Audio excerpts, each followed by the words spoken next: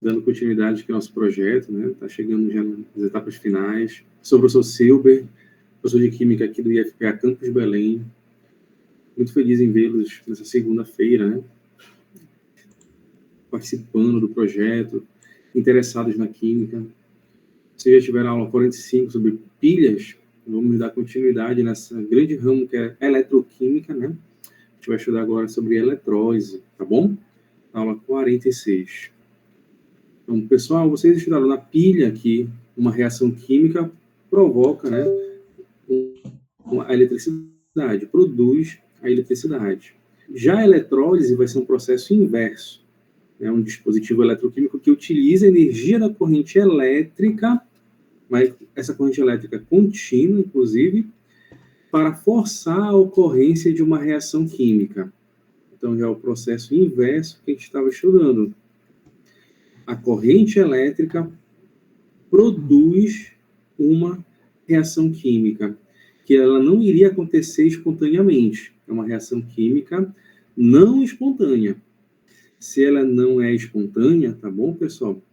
Ela vai ter aqui o que nós chamamos de energia livre de Gibbs maior que zero, ΔG positivo, tá? Então, ela não é espontânea. Tudo bem? A pilha não. A pilha ocorre uma reação espontânea, produz a corrente elétrica de uma forma espontânea. Você conectou lá o dispositivo da pilha, vai passar o circuito elétrico naturalmente, tá? Mas vocês verificaram também que existe a oxidação, que é a perda de elétrons, e temos a redução, né, que vai receber o elétron, né, a espécie química que recebe o elétron, tá bom?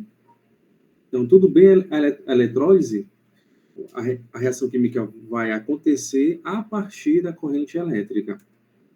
Tá? Então, aqui, ó, a corrente elétrica, ela força uma reação química ocorrer. Essa reação não espontânea. Se você tá ali as substâncias em contato, ela não vai acontecer. Apenas quando induz, através da corrente elétrica, aí sim a reação química se processa. Aqui nós temos um esquema da eletrólise. A gente já consegue ver uma diferença lá da pilha, né? Na pilha tem duas cubas eletrolíticas, né? Aqui os eletrodos estão imersos em conjunto, né? Na mesma solução eletrolítica, no mesmo sistema eletrolítico. Aqui nós temos uma pilha, né? Uma representação de uma pilha, que vai ser justamente a fornecedor do ativo. E eu vou indicar uma coisa para vocês, pessoal. Na eletrólise, essa reação química que vai ocorrer, ela vai forçar que as espécies iônicas fiquem neutras. É isso que vai acontecer. Que tem carga positiva, e o ânion, que tem carga negativa. A eletrólise força que as espécies químicas fiquem neutras, fiquem zeradas, sem carga. É isso que vai ocorrer. Combinado? Então, olha só. Aqui nós temos os dois eletrodos, eles são eletrodos inertes, ou seja, que eles não vão reagir ali com o meio. Tá? Se tiver em contato lá com a solução, né, com o sistema eletrolítico, ele não vai reagir diretamente, ele é inerte, que pode ser carbono grafite ou platina. Tudo bem, pessoal? Então, lá no sistema, nós vamos ter ali íons disponíveis. Um cátio, que tem carga positiva, e o ânion, que tem carga negativa. Combinado? Então,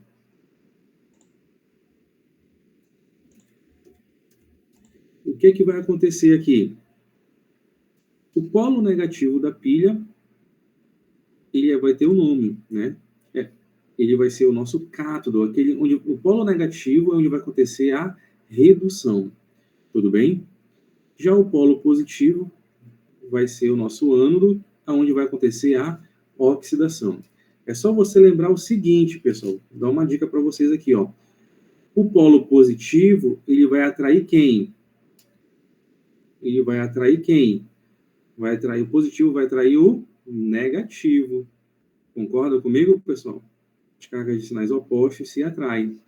Então, aqui, ó, esse A-, para ficar neutro, ele vai acontecer o que com ele? Tem que perder ou tem que ganhar elétron? Se ele ganhar elétron, A- vai ficar A-2, né? Está ganhando mais um elétron, então vai ficar -2. Então, não vai ficar neutro. Então, ele vai ter que perder para poder ficar estável, neutro. Então, aqui ele vai perder elétrons, ficando o A zerado, ó. A neutro. Tudo bem, pessoal? Já o que o polo negativo vai atrair quem? O cátion, vai atrair a carga positiva. Então, essa carga positiva aqui, ó, C+, para ficar neutro, ele vai ter que ganhar elétrons, ficando aqui um C0, né? Ó. Ao receber o elétron, se tem uma carga positiva, recebendo o elétron, fica zerado, fica neutro.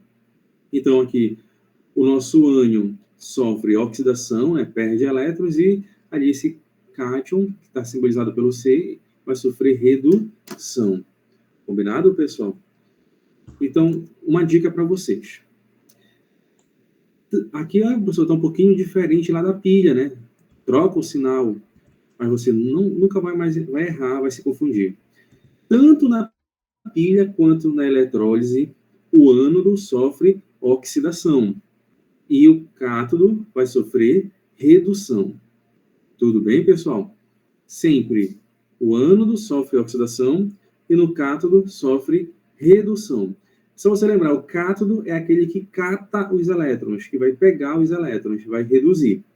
Combinado? Então, aqui, ó, deixa eu só ajeitar aqui um pouquinho. A pilha tem esse fenômeno.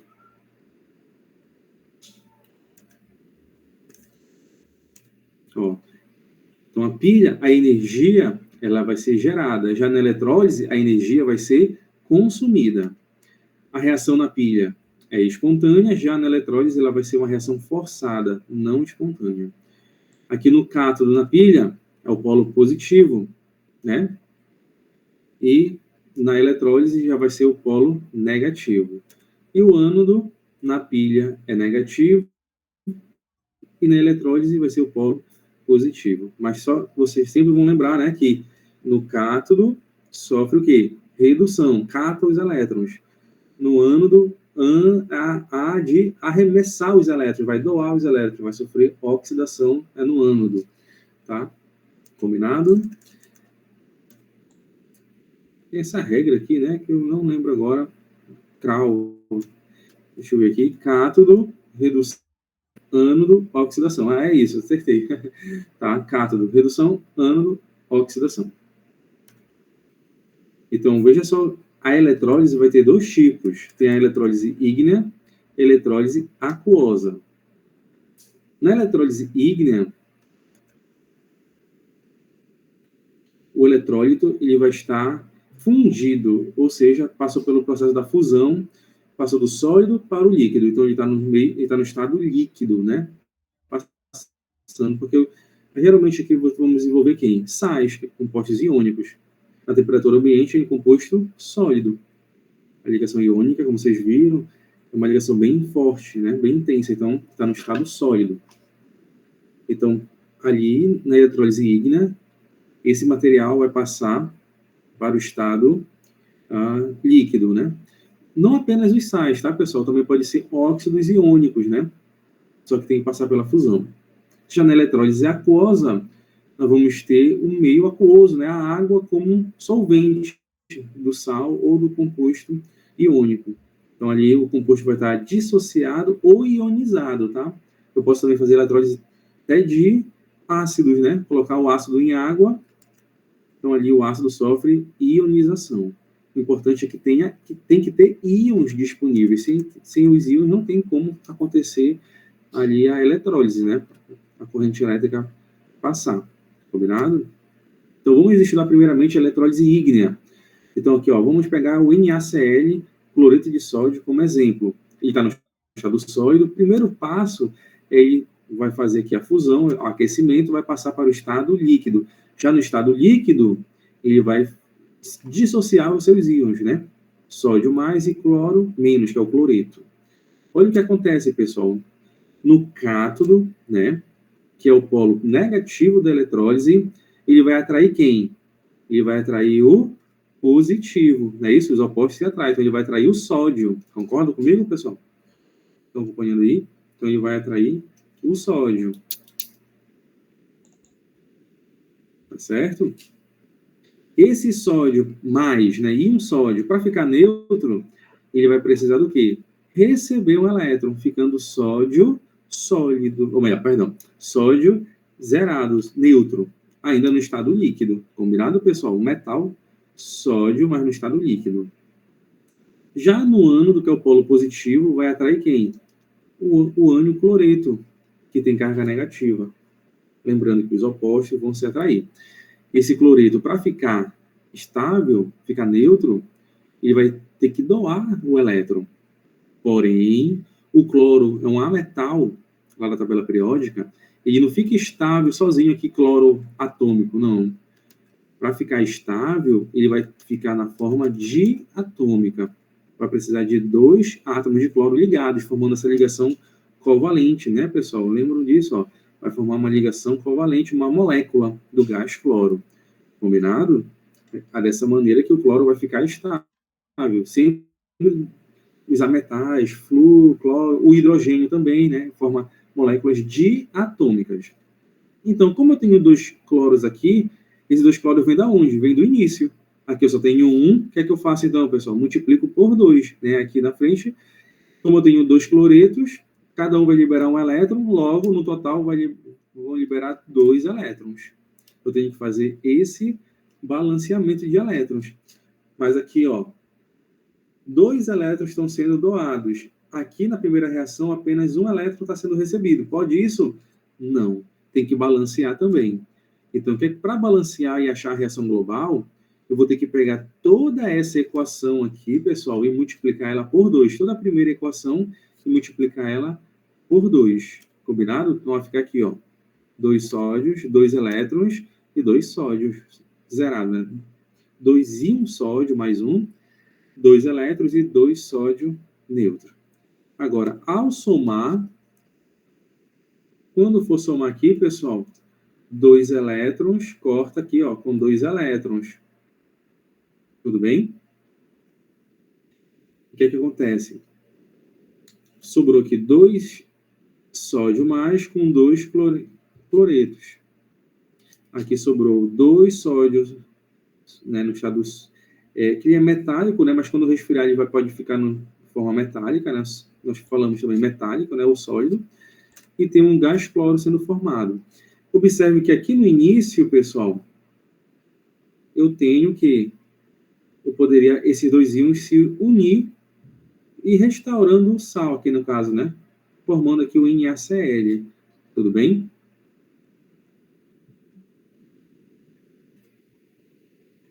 Deixa eu só botar uma coisa aqui para vocês.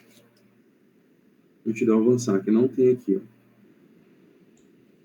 Para fazer o balanceamento total, aqui eu tenho 2 sódio mais. Esse sódio mais vem da reação aqui da dissociação, então eu preciso ter 2 aqui também. Eu preciso multiplicar essa primeira equação por 2. Então, ó, vai ficar aqui 2. Combinado? Tá?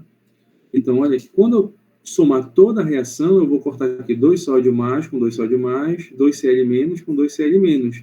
Ou seja, aquilo que eu falei para vocês, esses 2 íons vão se atrair, formando aqui, ó, 2NaCl,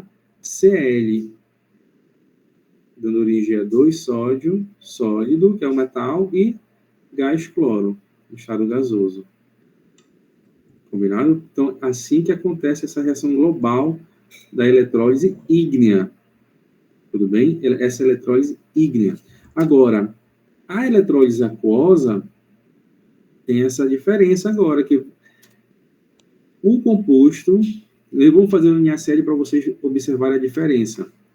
E já vai sofrer a dissociação no meio da água, porque ali está presente a água líquida, só que a própria água sofre a autoionização, libera H+, e OH-. Então, ali no nosso cátodo e no ânodo, quem é que vai reagir? Quem é o cátion, quem é o ânion que vai reagir? Então, para saber, vai ter uma disputa aí. Eu tenho 2 sódios, eu tenho 2 cátions e 2 ânions. Quem é que vai sofrer a descarga? Eu tenho que fazer aqui, ó, a prioridade. Tenho que analisar a prioridade da descarga. Pela essa tabela aqui, pessoal. Olha, aqui nós temos, ó, o hidrogênio, H+, né? Ó, aqui nós temos o hidrogênio. Nesse quadro, quem está mais para baixo tem a prioridade, tem que analisar essa seta. Tudo bem? Então, o hidrogênio ganha de quem? Dos metais alcalinos terrosos. Combinado? E também do alumínio, tá bom, pessoal? Então, família 1A, família 2A e do alumínio. Só que o hidrogênio ele perde dos outros metais, né? Aqui nós temos os metais comuns, né? Manganês mais 2, zinco, ferro, chumbo, e temos também os metais nobres, né? Que é o cobre, prata, mercúrio e ouro, né? O ouro aqui são os mais nobres que nós vamos analisar. Então, todos os elementos que estão para baixo vai ter a prioridade. Em relação aos ânions, nós temos aqui a hidroxila, né? O OH-. O OH- ele vai ganhar de quem? Dos ânions oxigenados. Por exemplo, aqui, ó, nós temos o nitrato, sulfato, e com uma exceção do fluoreto. Tá? O fluoreto ele perde para a hidroxila. A hidroxila, né, OH-, ele vai perder para os ânions não oxigenados. Cloreto, brometo, iodeto, sulfeto. Tá? E também nós temos aqui o bisulfato, olha, ele perde também, tá? Então essa tabela não tem. E aqui de um grupo que vem lá dos ácidos carboxílicos, tá, pessoal? Ele tem a prioridade, ganha da hidroxila. Então, quem está mais para baixo, vence. Combinado? Então, vamos ver aqui a prioridade da descarga. Um outro esquema para vocês, ó. O H+, quem está mais para a direita, vence. Tá certo? Então, o H+, ele ganha da família 1A, família 2A e do alumínio mais 3. O hidrogênio ele perde para os demais cátions, demais metais. Então, vamos ver aqui. Quem é o cátion que vai reagir aqui, ó? Eu tenho Na+, e H+. Quem é que vai reagir? Opa, eu circulei errado, né? Quem vai reagir? O H+, tá certo? Porque o sódio é da família 1A. Então, quem vai reagir vai ser o H+. Tá? Lembrando aqui, ó, o H+ vence da família 1A. Então, é o H+ que vai sofrer a descarga. Em relação ao ânion, o H- ganha dos ânions oxigenados e também do fluoreto. O fluoreto é a única exceção. Por que o fluoreto, professor? Lembra que o fluo é o elemento mais eletronegativo. Ele forma ponte de hidrogênio. Então, ele vai perder, né, a descarga para a hidroxila. Ele se mantém mais estável, o fluoreto. E a hidroxila, né, ele perde para os ânions não oxigenados, né? Então, nós temos o cloreto, o brometo, tá bom? Só um detalhe, pessoal, a gente fala hidroxila, OH-, mas o nome correto é hidróxido. Tudo bem, pessoal? O ânion hidróxido. Ou oxidrila também, né, para os íntimos. Então, o ânion que vai sofrer aqui a descarga é o Cl- ou o H-. Quem é que vai ser? Vai ser o Cl-, que é um ânion um ânion não oxigenado. Tá certo? Olha aqui, ó. O OH-, ele perde, ou seja, quem está mais para a direita, nesse caso aqui, ó, ganha um ânion não oxigenado. Por exemplo, o Cl-, o cloreto. Então, o cloreto que vai sofrer a descarga.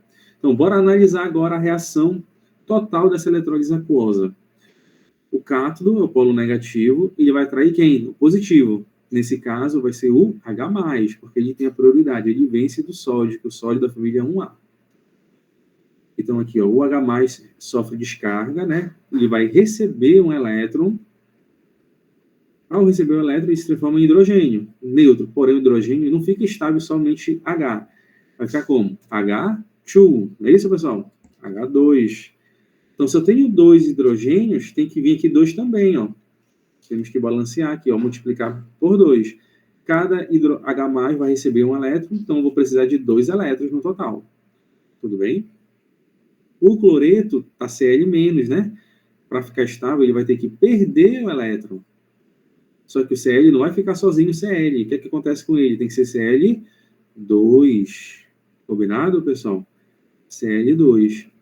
Então, vou precisar de 2 cloretos, para cada um vai doar um elétron, totalizando 2 elétrons. Tudo bem? Então, olha o detalhe aqui, ó. Esses 2H+, vêm da água, correto? Então, aqui só tem um. Para balancear, eu tenho que multiplicar toda essa equação por 2. Assim também como o cloreto, ó. O cloreto aqui tem 2 mols. Aqui só tem 1. Então, vou ter que multiplicar por quanto? Toda essa equação por 2. Combinado? Aí sim, está tudo balanceado. O que a gente vai fazer agora? Somar todas essas etapas para achar a reação global. Então, a gente pode fazer assim, ó. Cortar 2 elétrons com 2 elétrons. Tem que estar balanceado a carga, né? Tem que estar balanceado. Aqui, ó. 2H+ com 2H+. 2Cl- com 2Cl-. Quem que sobrou? 2NaCl com 2 de água, dando origem aqui à seta, né, pessoal? A gás hidrogênio com gás cloro e olha o que acontece. Olha o que acontece aqui. Eu tenho sódio mais no final e eu tenho OH- no final, que não sofrem descarga. Positivo com negativo vão se atrair, formando aqui o composto iônico. Que composto é esse, pessoal? NaOH, hidróxido de sódio, que é uma base, não é verdade, pessoal? Uma base. Então, é dessa forma que a gente produz a soda cáustica, né? O hidróxido de sódio, combinado? Pela eletrólise aquosa do cloreto de sódio. Então, esse é o exemplo, né, da eletrólise aquosa do NaCl. Tem uma diferença lá da eletrólise ígnea, não é verdade, pessoal? Então, nós temos que saber essa prioridade da descarga. Bora fazer aqui uma questão.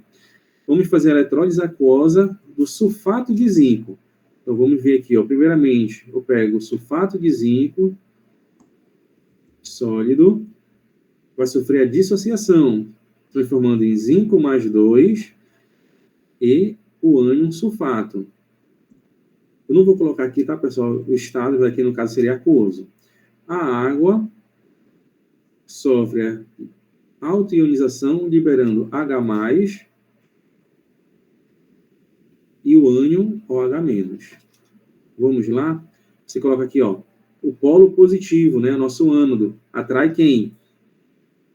O negativo. Qual dos dois negativos ele vai atrair, pessoal? O OH- ou o sulfato? Lembra? O OH-, ele vence dos ânions oxigenados. Como é que o sulfato tem oxigênio? É o OH- que vai sofrer a descarga. Combinado? Então, coloque aqui, ó, OH-,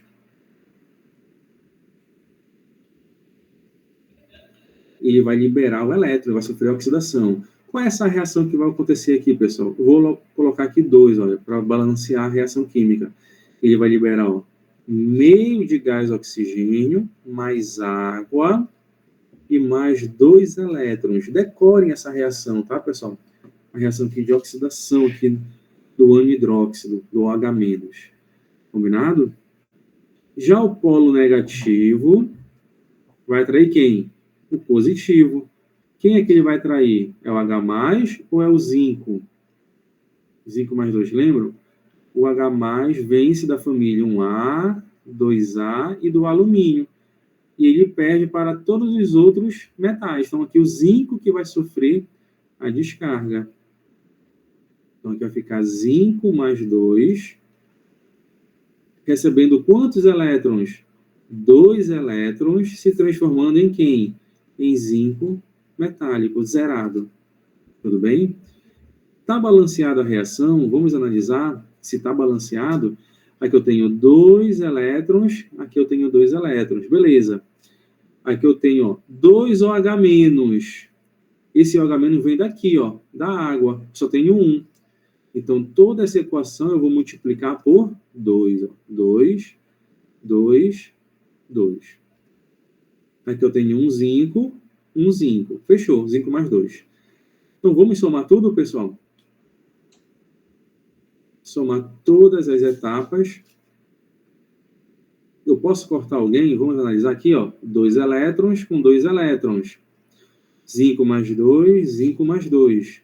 2 OH-, 2 OH-. A reação global Então, vai ficar como? Quem sobrou?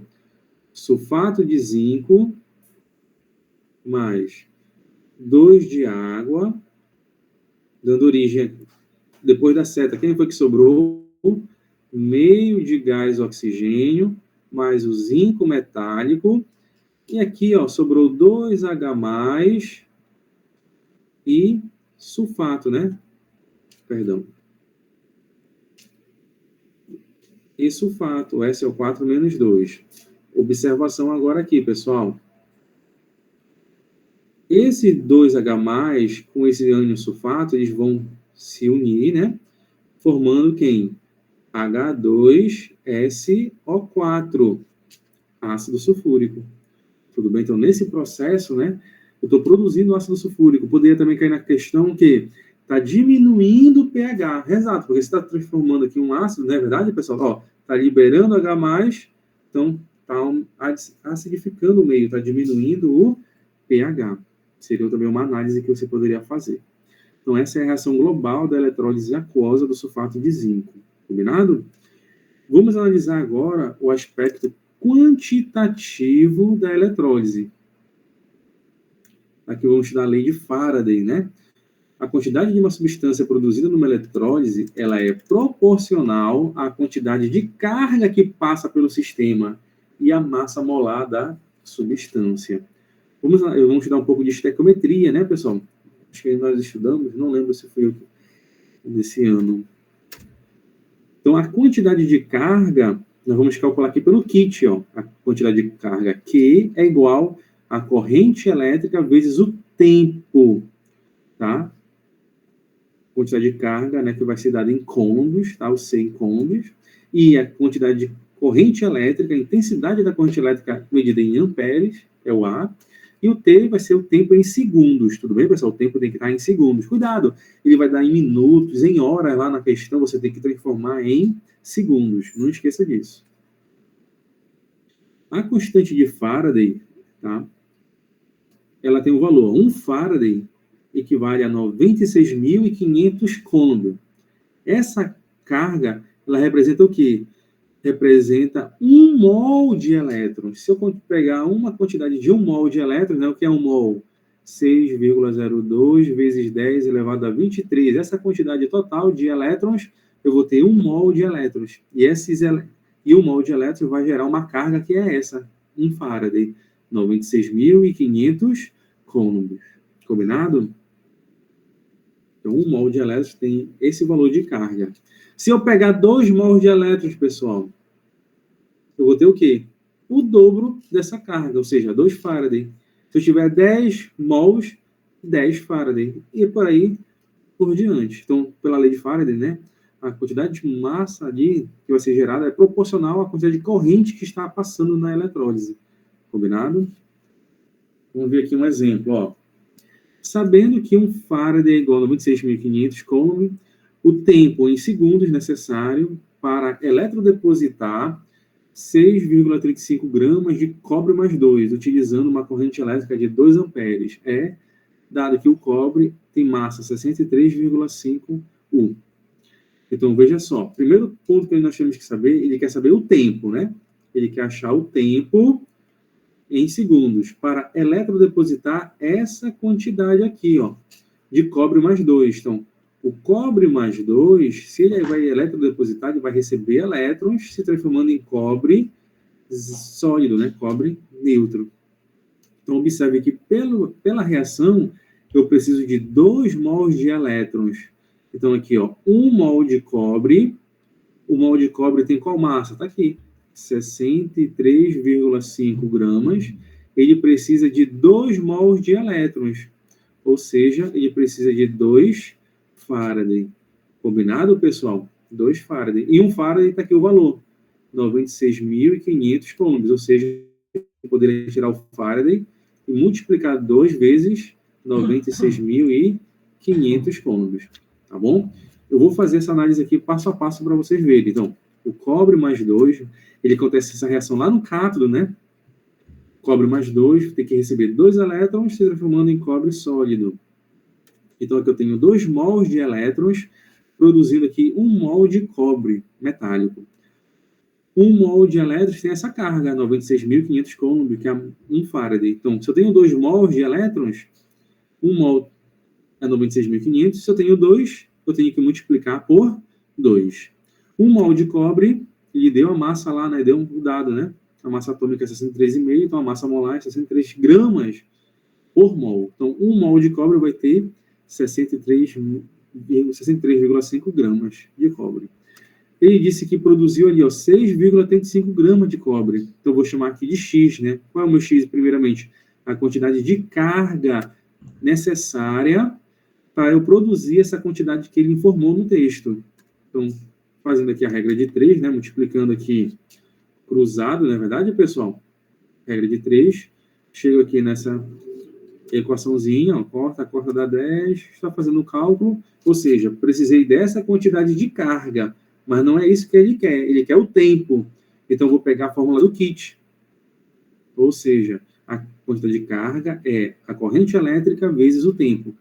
Essa carga eu calculei, está aqui o valor, acabamos de calcular na regra de 3, a corrente elétrica ele deu no texto que é 2 e o tempo eu quero descobrir. Então, só passar dividindo 2, aqui vai ficar, 9.650 segundos. Tudo bem, pessoal? Se ele tivesse perguntado em minutos, é só pegar esse tempo e dividir por 60, chega em minutos. Dividido novamente, né, por 60, vai chegar em hora. Correto, pessoal? Vamos fazer mais exercícios. Se tiver alguma dúvida, tá, pessoal? Só levantar a mão.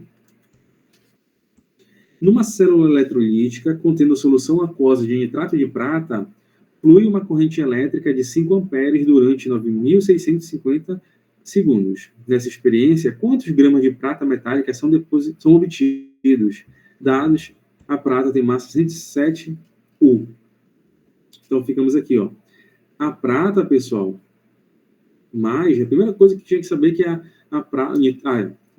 o nitrato de prata é esse sal aqui, Ele vai se dissociar, liberando, prata mais e o ânion nitrato, NO3 menos. Então, primeiro passo é saber que a prata tem carga mais 1. Isso é importante, por quê? Saber a carga. Porque a quantidade de elétrons que ele vai precisar receber vai ser quantos? 1 elétron. Se fosse um cátion mais 2, ia ter que precisar de 2 elétrons.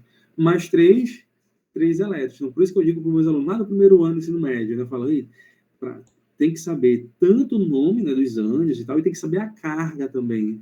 É aqui nesse tópico que eu gosto sempre de frisar, a importância de saber algumas cargas fixas, tá bom, pessoal? Então, a prata é fixa, é mais 1, tá bom? Então, se ele vai receber apenas aqui, 1 elétron, então eu tenho 1 mol de elétrons, não é isso, pessoal? Tem 1 mol de elétrons. Então, 1 mol de elétrons vai ter que carga 96.500 coulombs. Isso aqui produz, 1 mol de prata. E a prata, a massa molar dele é 107 gramas. Combinado? Só que antes de eu fazer aqui a calcular a massa que ele quer, olha, qual é a massa, gramas de prata obtidos. Eu preciso descobrir qual é a quantidade de carga aqui, que foi passada no sistema, que ele deu, que a corrente elétrica é 5 amperes e o tempo foi 9.650. Então, pelo kit, pega a fórmula aqui da quantidade de carga, a corrente elétrica é 5 vezes o tempo, que é 9.600 segundos. Tem que estar em segundos. Não vai multiplicar isso daqui não, pessoal. Deixa assim mesmo, tá? Então, esse valor, eu vou botar aqui no lugar da quantidade de carga que foi gerada. 5 vezes 9.600 coulombs. Pronto. Agora, o que é que eu faço? A regra de 3 aqui, multiplico cruzado. Combinado, pessoal? Então, aqui vai ficar x igual 5 vezes 9.650 vezes 107, dividido para 96.500. Esse valor aqui posso dividir por ele mesmo, dá 1. Esse daqui, quando dividir, vai dar 10. Facilitou, né? 5 por 5 dá 1, 10 por 5 dá 2. A metade de 107 vai dar 53 e alguma fração, ou seja, próximo de 54, né? Letra C. Combinado, pessoal? Olha que eu fiz de cabeça essa, nem precisei da calculadora, né? Então, é possível fazer numa prova, né? A dica que eu faço é não tente multiplicar, deixa assim o valor que você pode ir simplificando, né? Combinado? Se você multiplicar, vai ter trabalho depois de dividir. Então, deixa assim, deixa para multiplicar só lá no final. Bora fazer outra? Na eletrólise aquosa com eletrodos inertes de uma base de metal alcalino, obtém-se 8 gramas de O2, gás oxigênio no ânodo. Qual o volume de H2 medido na CNTP liberado no cátodo? Dado que aqui está errado, tá? A massa do hidrogênio está invertida aqui, é 1, e a massa do oxigênio é 16. E o volume molar é 22,4 litros. Então, se é uma eletrólise aquosa, tá, pessoal?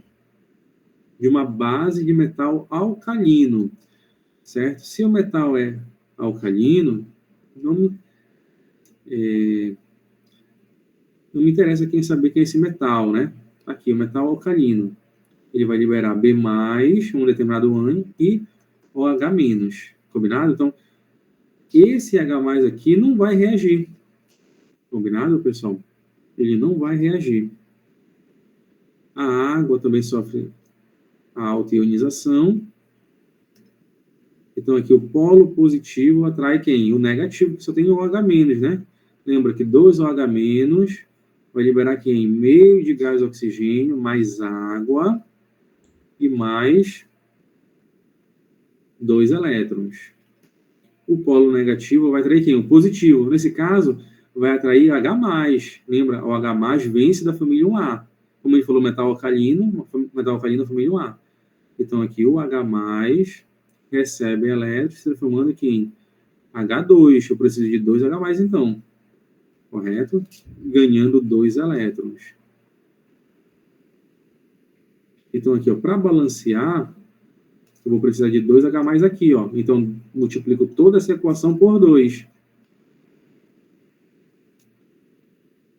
Ou melhor, toda essa equação aqui por 2.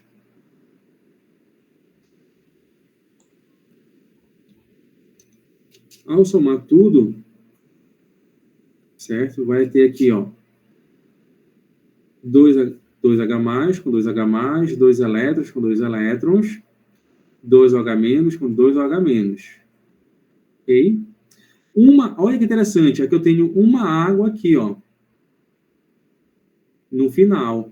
E aqui no início eu tenho 2 águas. Então eu vou cortar uma água daqui do lado, com uma água daqui do lado esquerdo, sobrando 1 mol de água do lado esquerdo do reagente. Tenho 2 de um lado, com um do outro, corta, fica sobrando uma água de um lado, do lado esquerdo nesse caso. Combinado, pessoal? Ou seja, pessoal, aqui na primeira reação química, o OH- com esse metal, eles vão se unir novamente, produzindo a base. Ou seja, eles estão preenchendo no início e no final. Então, ela fica inalterada, essa base. Só vai acontecer quem é a hidrólise da água. Então, aqui, ó, a água. Tudo isso foi para mostrar que é somente a água que vai sofrer, né? Aqui a eletrólise, né? Combinado, pessoal? Eu podia ter feito só isso apenas, mas eu estou demonstrando, preferi demonstrar para vocês por quê. Combinado? Sabendo aqui a reação química, então, ó, a água liberando meio de O2 e gás hidrogênio. Combinado? Eu vou fazer uma estequiometria aqui com vocês, ó. Eu tenho aqui, ó, meio mol de O2. E O2 vai ter que massa. Como a gente está envolvendo aqui massa, ó, grama é massa. Então, a massa molar do O2 é 32, né? 2 vezes 16, 32. Essa massa reage aqui ó, com 1 mol de gás hidrogênio. Aliás, é produzido também com 1 mol de gás hidrogênio. 1 mol tem que volume? 22,4 litros. Aí vem aqui a pergunta, ó. 8 gramas de gás hidrogênio vai ser produzido junto com qual volume de gás hidrogênio? Combinado, pessoal? Aí, bora só agilizar um pouquinho na calculadora. Multiplicando o cruzado, não é verdade? A metade aqui, de 32 a 16, passa dividindo. 8 vezes 22,4 Nem foi preciso aqui, ó. 8 por 8 é 1, 16 por 8 dá 2, né? A metade de 22,4 é 11,2, letra C, a nossa resposta. 11,2 litros, a nossa resposta. Combinado? Não sei se ficou alguma dúvida aí. Mas vamos avançando. Pessoal, essa aqui é bem legal. Eletrólise em série. Eu posso colocar no mesmo gerador, produzindo aqui uma eletrólise em série. Por que em série? Ó? Aqui nós temos o polo positivo e o negativo. Esse sistema está unido com o negativo, o eletrodo negativo está unido com o positivo, o negativo do outro vai estar unido com o positivo da terceira aqui. Ó. Por isso que é chamada eletrólise em série. O positivo está conectado com o negativo e na sequência. Perdão. O que é que vai acontecer? Ó? Ah, tá aqui. Ó. Oxi. O que acontece nessa eletrólise? A quantidade de carga em todas as cubas é a mesma, porque na natureza nada se cria, nada se destrói, tudo se transforma.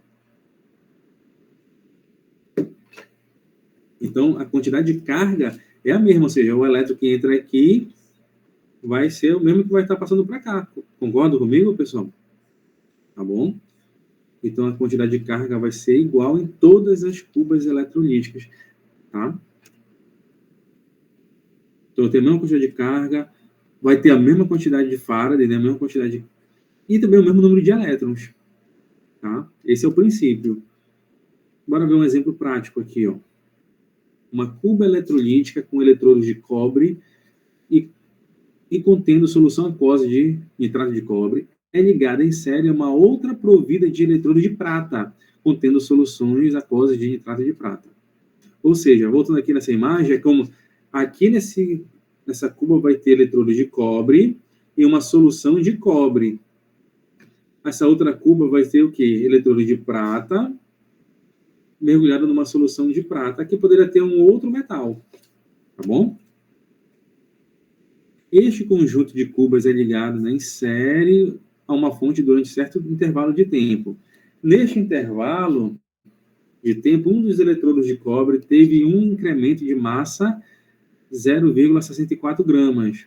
O incremento de massa em um dos eletrodos da outra célula deve ter sido, ou seja, ele quer a de prata, né? Ele quer qual é a massa de prata, que foi produzido, tá certo? Deixa eu ver se tem a resolução. Tem. Então, aqui, ó, o cobre vai sofrer aqui a redução. Preciso aqui de 2 mols de elétrons, correto, pessoal? Para produzir aqui 1 mol de cobre. Tá? Então, aqui eu tenho, ó, 2 mols de elétrons para produzir 64 gramas de cobre.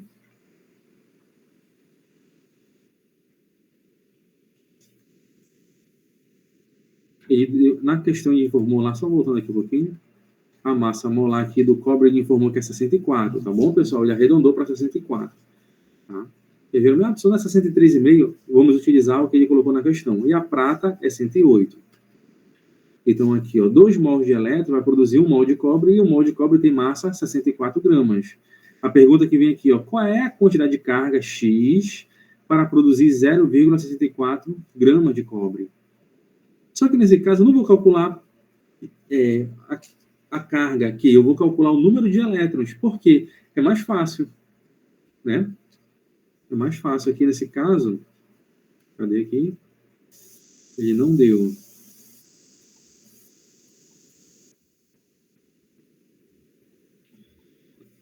Acho que deixa eu voltar aqui a questão, fazer rapidinho aqui para vocês. Ó. Multiplicando cruzado, vai ficar como aqui, ó? O número de elétrons vai ser quanto? 2 vezes 0,64 dividido para 64. Essa divisão aqui vai dar 0,01. 0,01. Multiplicado por 2, 0,02. Então, esse é o número de elétrons, né? Número de mols de elétrons necessários para produzir essa quantidade de cobre. Esse número de elétrons vai ser igual ao que vai passar lá no eletrodo de prata. Então, a prata vai sofrer redução, recebendo aqui 1 mol de elétrons. Então, 1 mol de elétrons, está 1 para 1. Eu preciso de 1 mol de elétrons para produzir 1 mol de prata. Como a massa da prata é 108 gramas, substituindo aqui, a quantidade que eu calculei anteriormente vai produzir quanto de prata? Eu chamo de X. Aí eu multiplico o cruzado, né? Tudo bem, pessoal? Então, o princípio é esse. A quantidade de carga ou a quantidade de elétrons é igual nas duas cubas eletrolíticas, quando o sistema está ligado em série. Combinado? Vamos analisar, já chegando aqui para o nosso final da aula, tá? Nós temos alguns processos chamados de refino eletrolítico. Essa técnica, ela visa o quê? Aumentar o grau de pureza de um metal em uma amostra. Então, um metal impuro, produzindo corrente elétrica, vai se transformar num metal purificado, com maior teor, né, de pureza. Aqui é o esquema. Ó. Eu pego aqui no eletrodo do ânodo, coloco o metal impuro, e aqui no nosso cátodo vai ficar o metal com maior pureza. Tudo bem? Então, aqui o cobre metálico sofre oxidação, libera elétrons e se transfere aqui para a nossa solução, cobre mais 2. Como ele perde elétrons, ele se transforma em cobre mais 2. Esse cobre mais 2, ele vai sofrer redução, vai ganhar aqui o elétron, que vem aqui pelo cátodo, e gruda aqui na placa, gruda no eletrodo, em formato de cobre metálico. Então, com o passar do tempo, ó, eu vou produzir um cobre com maior teor de pureza possível. Tá certo? Esse processo que é o refino eletrolítico. Tudo bem? Isso vai ter uma aplicação muito grande na indústria, né? E para o nosso bem-estar também, né? Nós temos aqui, por exemplo, o fenômeno da galvanoplastia, que consiste em você revertir um objeto com um determinado metal. Tudo bem? Nós temos aí vários tipos de galvanoplastia. Por que ele vai utilizar esse procedimento? Para proteger contra a corrosão.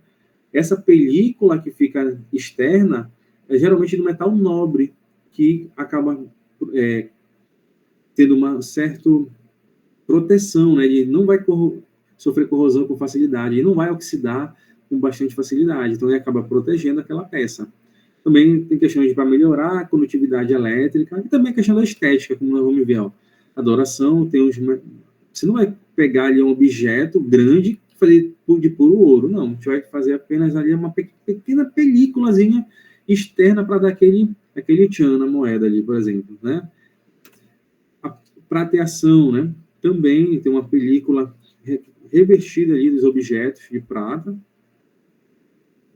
Cromação, né? Rodas cromadas, algumas peças recebe o crômio, né? O metal crômio também, ele, além de dar esse visual bem estético, né? Fica bem bonito. Niquelação, esses instrumentos musicais têm essas peças que são de níquel, né? Se não me engano, também as peças do aparelho dentário, né? Eles são feitos também com níquel. A galvanoplastia tem que fazer o seguinte, pessoal, olha, eu falo com meus alunos, aonde que você vai colocar o objeto que você quer revertir? Sempre tem que ser colocado no cátodo. É lá que vai sofrer a redução, é lá que vai ser produzido o metal. Combinado? Sempre. Você vai botar sempre o objeto que você quer revertir, que é um anel, por exemplo, né, quer revertir de ouro. Você tem que botar no cátodo, porque ele é no cátodo que vai catar os elétrons. Lembra que eu falei isso para vocês naquela hora, lá no início? Beleza? Então, se tiver uma questão nesse sentido, aonde que vai ficar o objeto? É no cátodo, para fazer o revestimento do metal que eu quero. Combinado? Deixa eu avançar um pouquinho aqui. Tem alguns cuidados, né? Aqui, ó, o cátodo é a peça que vai ser recoberta, né?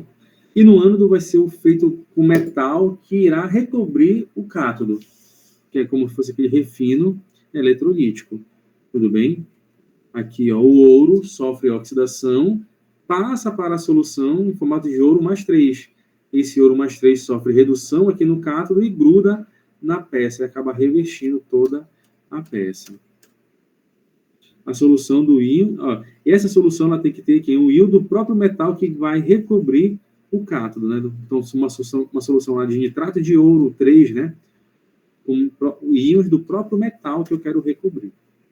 Vamos ver essa questão. O processo de galvanização consiste no revestimento metálico de peças condutoras que são colocadas como eletrodos negativos em um sistema de eletrólise. Observe o esquema ao lado. Então, aqui ele pegou uma moeda, né? Que sofreu a niquelação aqui, ó, vai revestir com níquel a chave. Considere as seguintes afirmativas. Primeiro, na chave ocorre a reação níquel mais 2, ganhando 2 elétrons, transformando em níquel sólido. Correto, né? Então, aqui na chave eu quero revestir ele de níquel metálico. Então, eu vou produzir o níquel zero, né? Níquel metálico. Na reação de redução, inclusive, porque a chave está no cátodo, né? Que é o polo negativo. Número 2, no polo positivo ocorre a oxidação do níquel. Perfeito, aqui, ó, a barra de níquel que está aqui no polo positivo, no ânodo, tá? Vai sofrer a oxidação, daí se forma níquel mais 2, que depois esse níquel mais 2 vai sofrer redução aqui na chave. Terceira, no polo positivo ocorre a reação níquel zero, formando níquel mais 2 e 2 elétrons. Perfeito, né? Que é a oxidação. Quarta, o elétron positivo sofre corrosão durante a eletrólise. Perfeito, porque como o níquel vai passando aqui para a solução, com o passar do tempo, a peça vai sofrer corrosão, um desgaste natural ali, né? A corrosão, esse aqui é o fenômeno de corrosão. O metal sofre, né, perdas de massa, tá? Vai corroendo. Qual é que nós estamos? Está certa a quarta também. Quinta, a chave é corroída durante o processo? Não, né? A chave, né, vai sofrer eletrodeposição. Então, 1, 2, 3 e 4. 1, 2, 3 e 4, letra B. Correto, pessoal? Letra B, de bola. Já deu certinho o tempo, né? Eu estava acelerando aqui, não sei se foi muito rápido, mas deu uma noção geral desse fenômeno, né, pessoal? Espero que tenham aprendido. Não vou esquecer. O cátodo é aquele que cata os elétrons, certo? No ânodo, vai arremessar os elétrons, tanto na pilha quanto na eletrólise, sempre. Só vai mudar o sentido do sinal. Tudo bem? Ficou alguma dúvida? Já estão inscritos na prova da UPAC, inscrição até dia 31, na verdade. Vamos correr, escrever, conseguir